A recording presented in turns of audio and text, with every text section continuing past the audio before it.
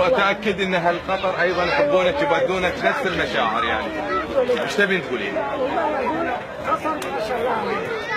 هذا من سنة 81 ما شفنا غير الخير. أولادي ولدوهم هنا وربوهم هنا ودخلوا المدارس سوا مع القطر. المقيم والقطري ما في فرق، في البص سوا، في التعليم سوا، في الكتاب سوا، في العلاج سوا.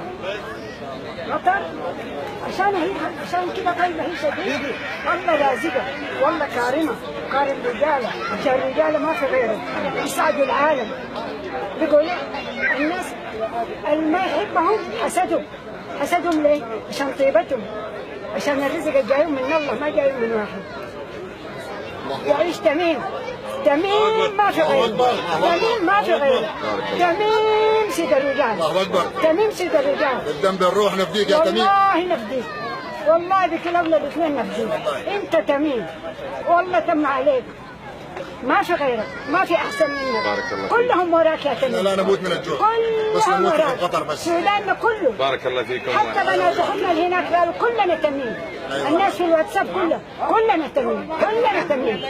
هذا ما في شك، اكيد انكم تحبون هذه الدوله وتحبون هذه القياده، وايضا وقوف الجمهوريه او جمهوريه السودان موقف مشرف من بدايه هذا الازمه. معروف والله في الصلوات رمضان كله كل حاصرونا في وقت مميز. ولدي المغرب وراه تمره يقول يا الله تنصرك يا قطر. اللهم العيشه معه تراويح كله في قطر. خلينا اولادنا وخلينا عيالنا، هنا اولادنا وهنا عيالنا، والتهجد وقيام الليل كله في مصلحه قطر. ولا يسوء حظه ولا يضرره. خسرونا في رمضان دي من سوء نيتهم وحسن نيتنا. اكيد. تعيش قطر والعاملين عليها والإدارة القطرية وكل من له علاقة في قطر. كل من له علاقة في قطر يعيش. بارك الله فيك. ويعيش قطر ويعيش تميم. بارك الله فيك. كلنا تميم. وكلنا تميم. كلنا تميم. أنا معلم من دخان. بارك الله فيك. كلنا تميم. دخان.